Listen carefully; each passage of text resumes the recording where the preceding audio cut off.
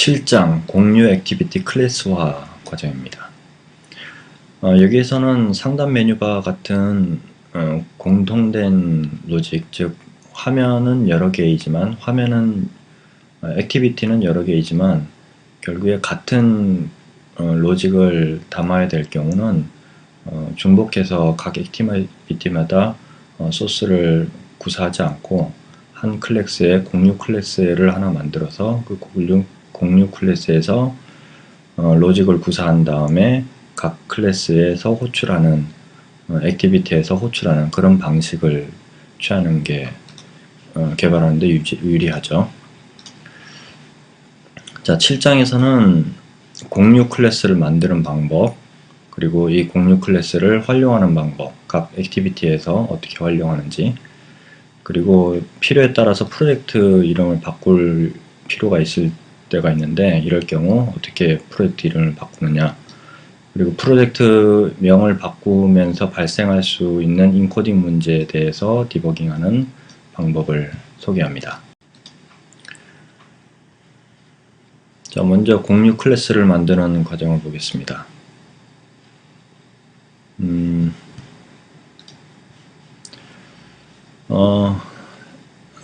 해당 패키지명에서 콘텍스트 메뉴를 열어서요.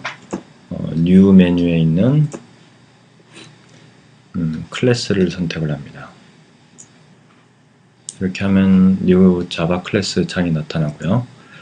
여기에서 저장할 폴더와 패키지명을 확인하시고 여기서는 상단 메뉴에 대한 공유 클래스를 만들려고 하기 때문에 클래스명을 탑이라고 지정을 했습니다. 그리고 퍼블릭으로 해서 외부 클래스에서 외부 액티비티에서 호출해서 사용할 수 있도록 정의를 했고요. 그 다음에 inherited abstract method에서 필요한 메소드를 자동 작성되게 했는데 슈퍼 클래스가 오브젝트로 설정되어 있어서 특별하게 작성되는 구문은 없을 겁니다. 그렇게 한 다음에 피니시 버튼을 클릭을 하시면 이제 탑.java 파일이 생성이 되죠. 그래서 탑.java 파일이 생성된 거를 확인해 보면 이렇게 패키지명하고 클래스가 선언되는 정도의 자동 소스 구문이 작성되어 있는 것을 알 수 있을 겁니다. 자, 그래서 탑 클래스를 어떻게 구성하는지를 볼게요. 자, 먼저 외부 액티비티에서 호출해서 사용할 수 있어야 되는데 외부 액티비티가 어떤 액티비티인지를 전달받기 위해서 Public Activity Act라고 이렇게 선언을 했습니다. 이 구문 때문에 당연히 임포트 구문이 이루어져야 되는데요. 이 임포트 구문은 커맨드 Shift O 또는 컨트롤 Shift O 단축키로 나중에 자동 호출을 할 수가 있죠. 자, 이 부분이 이제 클래스에 대한 생성자가 됩니다. 클래스를 new로 해서 호출할 때 사용하는 부분이죠. 그리고 이 클래스에서는 생성자를 하나 더 만들고 있는데요. 탑을 호출할 때 액티비티까지 같이 전달하는 그런 생성자입니다. 그래서 액티비티를 전달받으면 이 액티비티를 퍼블릭에서 선언해 놓은 액트에 이 액티비티를 대입을 시켜주죠. 그래서 이하 로직에서는 이 act라는 객체 가지고 현재 화면이 어떤 화면의 액티비티다 라는 걸 찾을 수 있습니다. 자, 그리고 init라는 메소드를 선언하고 있는데 이 메소드는 리턴하는 값은 없고요. 퍼블릭으로 선언해서 외부 클래스에서 호출해서 사용할 수 있고 일단은 현재 화면에 대한 액티비티가 이 act이니까 act.findById라는 메소드를 이용해서 객체를 찾는데 r.id.toptitle 상단 화면에 나오는 그 제목 객체를 찾아서 이 객체를 텍스트 뷰로 형변환한 다음에 toptitle이라고 이렇게 객체명을 임시로 정의를 합니다. 그래서 이 탑 타이틀의 set text 문자열을 정의를 하는데 r.string.main_name 즉 화면의 메인 이름을 이렇게 출력하도록 설정을 해놨습니다. 잠깐 이 부분이 조금 의심스러운 부분인데, 자, 그 다음에 act.findByName에서 현재 화면 액티비티에서 r.id.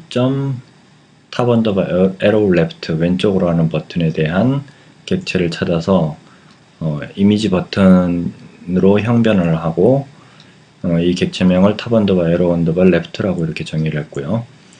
이 왼쪽 버튼에 대한 set listen, click listener, 클릭 리스너를 설정을 하되 클릭에 대한 이벤트가 있을 경우 현재 화면에서 현재 액티비티에서 on back pressed라는 메소드로 호출해서 이전 화면으로 돌아가게끔 이렇게 설정을 합니다. 그리고 똑같은 방법으로 액티비티에서 오른쪽 버튼, 라이트 버튼을 찾아서 tab underbar arrow right라고 정의를 하고 이 라이트 버튼은 현재 사용하지 않는 버튼이니까 set visibility 메소드를 이용해서 view.invisible 이라고 설정해서 화면에 나타나지 않게끔 설정합니다.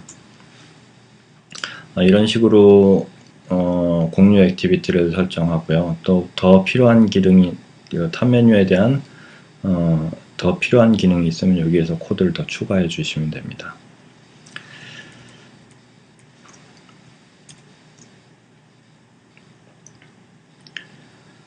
그래서 이렇게 만든 공유 클래스를 액티비티 화면에서 사용을 하려면 기존에 앞장에서 설명한 구문이 이 부분인데 공유 클래스에서 이 부분을 전부 다 녹여넣은 상태죠. 그래서 탑 클래스를 new 구문으로 해서 인스턴스화하고 그리고 탑 클래스로 호출할 때 this 현재 클래스 즉 현재 액티비티를 전달을 해주죠. 그렇게 해서 그 이름을 탑이라고 이렇게 임시명을 정하고 tab.init 해서 현재 탑 클래스 내에서 init라는 메소드를 실행을 해서 이런 효과에 대한 이런 로직에 대한 내용을 실행을 하게끔 한 거죠.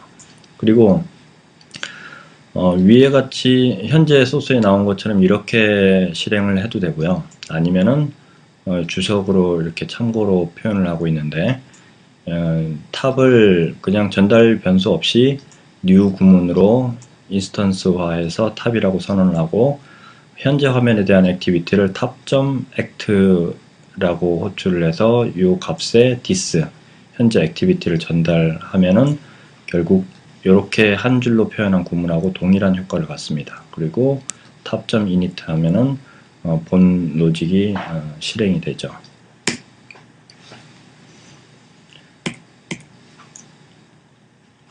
이렇게 하면은 공유 클래스를 활용하는 방법을 보여드린 거고요.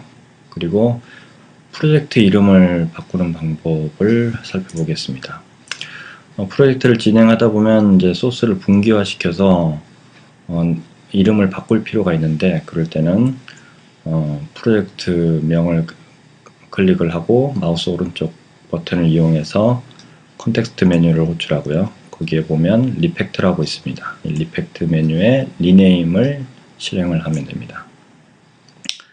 그렇게 하면 리네임 프로젝트라는 창이 나타나고 여기에서 새로 사용할 이름을 이렇게 입력을 하면 되는데 여기서는 앱사이트 보드라고 이렇게 이름을 바꿨습니다. 그리고 update references라고 해서 이 부분을 체크를 하면 프로젝트 명이 바뀜으로 인해서 소스가 변경되어야 될 부분을 자동으로 처리하게 되죠. 그래서 OK 버튼을 클릭을 하면 이름이 변경이 됩니다. 자, 이 다음 부분은 이제 소스 인코딩에 대한 디버깅 부분인데 이렇게 이름을 바뀌면서 발생하는 문제가 있을 수 있는데 여기서 발견된 문제는 이름을 이렇게 바꾸고 난 이후에 이렇게 빨간색으로, 지금 흑백 화면이긴 하지만 빨간색으로 X라고 나타나는 부분이 있습니다. 이런 부분들이 이제 오류가, 이름 바꿈으로 인해서 발생한 오류들인데, 이 소스들을 살펴보니까 X라고 표시되어 있는 부분이 한글이 이렇게 깨져 있는 것을 볼 수 있는데요. 이런 케이스는 이제 인코딩 설정도 같이 변경이 되면서 발생하는 문제입니다. 자, 이럴 때는 먼저 이 프로젝트의 속성을 살펴봅니다.